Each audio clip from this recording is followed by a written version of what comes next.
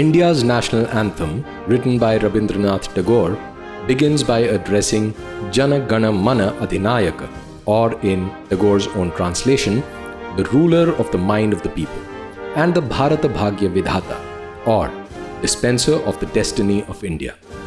Who is this? Colonized nations have modeled their anthems after textbook anthems of colonizer European nations. European national anthems have either God or the monarch or the nation as the object of glorification. For example, monarchies tend to have anthems focusing on the monarch.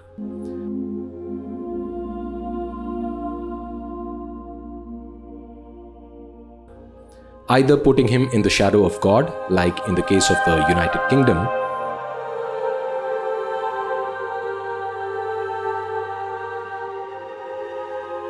or presenting him as the supreme authority by himself, as in the case of the German Empire. French and German Republican secular anthems tend to avoid God, and they also avoid mentioning the head of the state, who is simply one from the nation that is already being glorified. So in this classification, where can we place our Jana Gana Mana? Eminent Indologist Dr Koenraad Elst argues that India's national anthem is not ruler-oriented. It is not ruler and God-oriented. It is not secularly nation and state-oriented. It is emphatically nation and God-oriented. God in this case is identifiable as Krishna, in the sense of the divine involving itself in this world whenever dharma requires it. Let us trace the history of the song. Jana Gana Mana was written in 1911, and in the same year, it was first publicly sung at the Calcutta session of the Indian National Congress on 27th December. However, the Constituent Assembly of India adopted only the first stanza of the song as the national anthem on 24th January 1950. It is written in Sanskritized Bengali. In a multilingual country like India, it has the virtue of being understandable to every citizen with a modicum of literacy. The song glorifies the nation and enumerates its territory.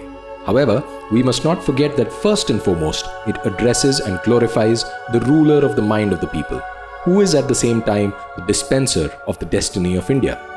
Does this refer to the country's hereditary or appointed or elected ruler? In 1911, the British King George V was India's ruler, and when he visited India, the Indian National Congress wanted to praise him through this song. So the British press at the time fueled the perception that Tagore was a loyalist of the colonial regime.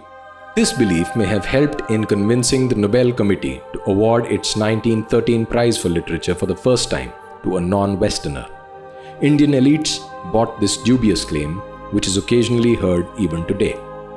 But Tagore explained his position in detail in 1937. He said, "I pronounce the victory in Jana Gana Mana of that Bhagya Vidhata of India, who has from age after age held steadfast the reins of India's chariot through rise and fall, through the straight path and the curved.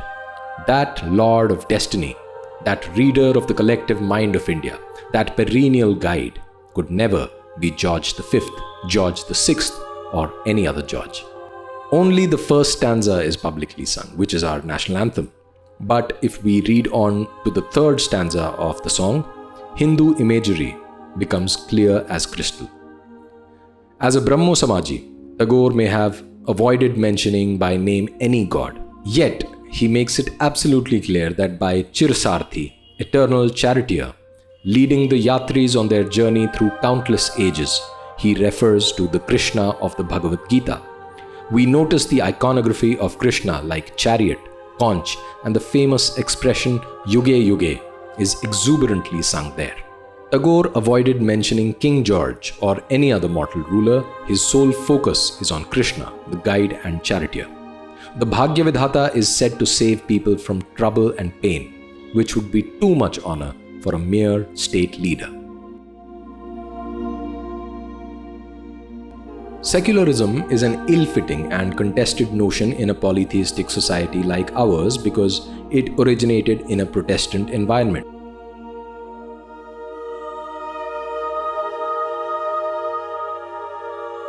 The word secular was not in the air yet when Tagore composed the song. But he did support religious pluralism. Like most Hindus, he simply took it for granted. To a typical secularist mind, the second stanza might seem to champion religious neutrality. It goes, "We heed your gracious call, the Hindus, Buddhists, Sikhs, Jains, Muslims and Christians. The East and the West come to the side of your throne and weave the garland of love."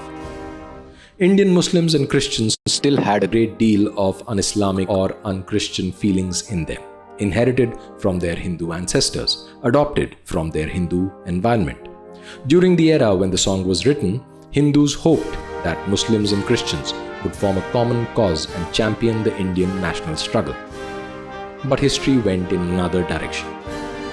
So it wouldn't be an exaggeration to say that the Hindu spirit permeates every stanza of Jana Gana Mana.